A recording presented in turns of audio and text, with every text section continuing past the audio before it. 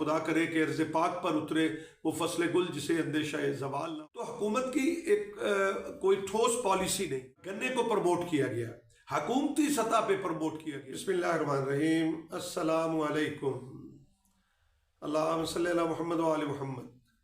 मैं हूँ सैयद महमूद बुखारी, आपके अपने यूट्यूब चैनल प्यारा किसान के साथ।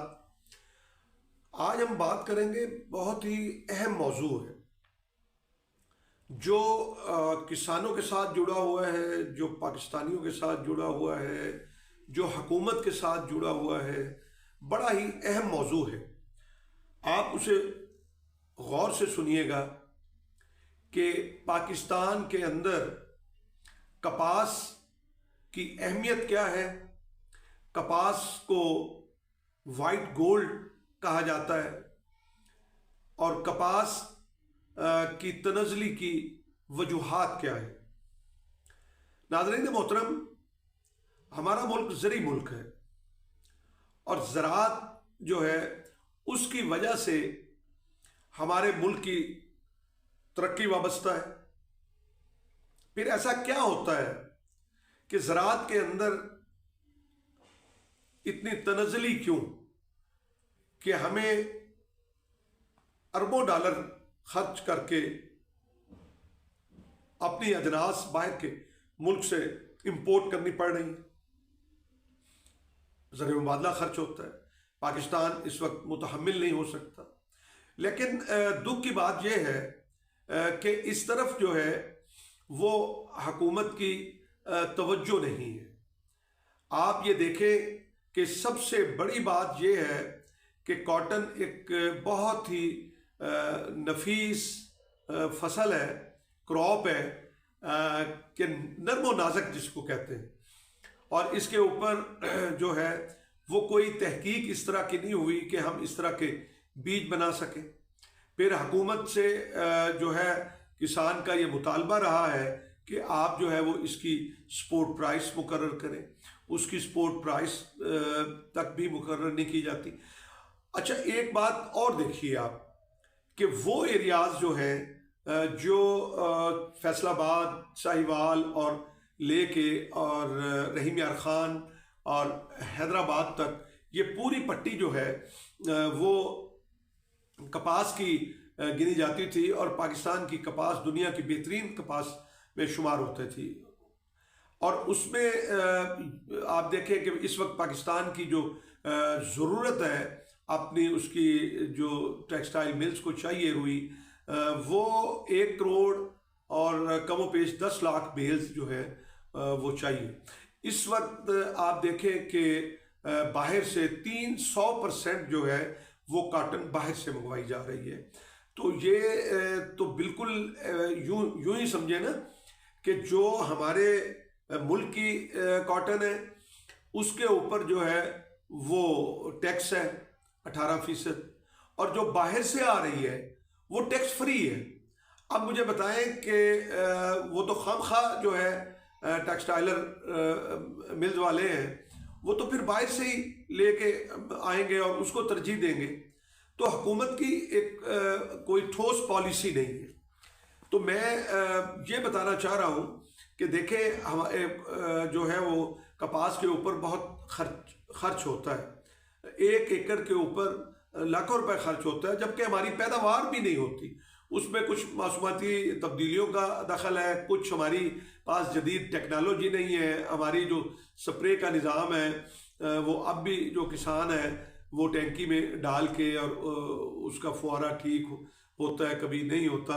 उस करते मतलब ड्रोन के जरिए नहीं है। जदीद टेक्नोलॉजी जिस तरह दुनिया के अंदर आई है, तो ये चूँकि पाकिस्तान के अंदर जो है 95% जो है वो छोटा किसान है, जो 3 एकड़ से लेके और 10-12 एकड़ तक का है। तो हुकूमत वक्त को जो है वो चाहिए। अच्छा हाँ, एक और पॉइंट मैं आपको बता दूं कि इस एरिया के अंदर जो है वो गन्ने को प्रमोट किया गया, हुकूमती सतह पे प्रमोट किया गया।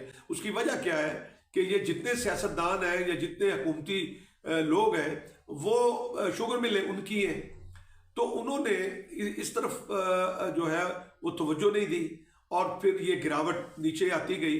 और अब ये हालत है कि पिछली दफ़ा जो है वो 40 लाख बेल्स हम टोटल बना सकें, 40 से 45 लाख। तो अब वक्त है कि उसके अंदर नए बीज जो है वो तैयार किए जाए, जिसको कम से कम जो है वो बीमारी लगे। और दुख की बात यह है कि हुकूमत की कोई पॉलिसी नहीं है। बस हुकूमत ये एक टारगेट मुकर्रर कर देती है कि जी इतने एकड़ जो है वो कपास बीज लें और इतने एकड़ जो है वो आप ये गंदम बीज लें, इतने एकड़ आप फलां चीज़ कर लें। उसके बाद मार्केटिंग का निज़ाम इस तरह का है कि वो किसान को घाटा पड़ता है, तो फिर किसान जो है वो कपास की तरफ नहीं आता, वो उन फसलों की तरफ जाता है जहाँ से किसान को अपने बच्चों की रोजी रोटी जो है वो मिलती है। और एक बात देखिए आप कि यानी पिछले साल 23-24 के अंदर सिर्फ ज़राअत की ग्रोथ हुई है, किसी शोबे ने, हर शोबे की मनफी ग्रोथ है। और अगर ग्रोथ हुई है तो वो एग्रीकल्चर के अंदर 6.5 जो है वो हुई है। सो मैं ये अपने हुकूमत को ये पैगाम देना चाहता हूँ कि आप इसमें जो है वो इंसेंटिव दीजिए, आप इसमें जो कपास बीजे आप ये स्कीमें ना दीजिए। खुदा के वास्ते मैं हाथ जोड़ के ये अर्ज कर रहा हूँ कि वो स्कीमों का कोई फ़ायदा नहीं है। इंडिविजुअली किसी को फ़ायदा होगा, मुझे फ़ायदा हो जाए या आपको फ़ायदा हो जाए, उसका ज़राअत को कोई फ़ायदा नहीं है। सो ज़राअत के जो हमारे दोस्त हैं वो अपना रोना तो रोते ही हैं कि भाई हमारे पास बजट नहीं है, और जैसे मैंने पहले भी आपको बताया, और उनके पास व्हीकल्स नहीं है, और एरिया बहुत बड़ा है। आप देखें ना, तो उसमें ये है कि वो अगर जगह जगह जाके बताएं किसान को, उनको कि भी ये बीमारी आए तो आप ये आपने जहर उसकी स्प्रे करनी है, या बीज को जो है वो किस तरह से आपने तैयार करना है, उसमें से जो ख़राब बीज है वो किस तरह से निकालना है। ये बुनियादी चीज़ें हैं, ये छोटी छोटी चीज़ें हैं जिससे जो है वो पैदावार के अंदर इजाफा हो सकता है कि कितने फासले के ऊपर लगाना है, और इसको स्प्रे कब कब करनी है, इसको ठंडे टाइम में करनी है, गर्म टाइम में करनी है। तो ये बहुत सी चीज़ें ऐसी हैं जो महकमा ज़राअत के लोग जो हैं वो किसान के पास जाके उनको बताएं। वो उस जितना बड़ा स्केल है वो उस तरह से नहीं कर पाते। तो इसकी तरफ भी तवज्जो देनी चाहिए, हुकूमत को देनी चाहिए, तादाद बढ़ानी चाहिए, जो फील्ड असिस्टेंट हैं उनको मराहत देनी चाहिए ताकि वो आसानी से किसानों तक पहुँचे। अपनी पॉलिसी इस तरह की दीजिए, खादें सस्ती कीजिए। आप कहें कि जी जो कपास बीजेगा उसको DAP जो है वो 8,000 में हम कर देते हैं, 5,000 में कर देते हैं, जो कपास बीजेगा उसको यूरिया जो है वो 2,000 की मिलेगी या 2,500 की मिलेगी। तो इस तरह की इंसेंटिव लेंगे तो इंशाल्लाह आप देखेंगे कि एक साल के अंदर ही किसान उसका रिजल्ट देता है। किसान ने अभी पिछले साल जो है वो गंदम इतनी पैदा कर दी कि हुकूमत ने खरीदने से ही इनकार कर दिया। तो जहाँ पे हुकूमतें इस तरह करेंगी तो वहाँ पे फिर ज़राअत तो तरक्की नहीं करेगी। तो मैं ये दुआ है मेरी कि अल्लाह ताला पाकिस्तान को सरसब शादाब रखे। खुदा करे कि अर्ज़ पाक पर उतरे वो फसल गुल जिसे अंदेशा ज़वाल ना हो।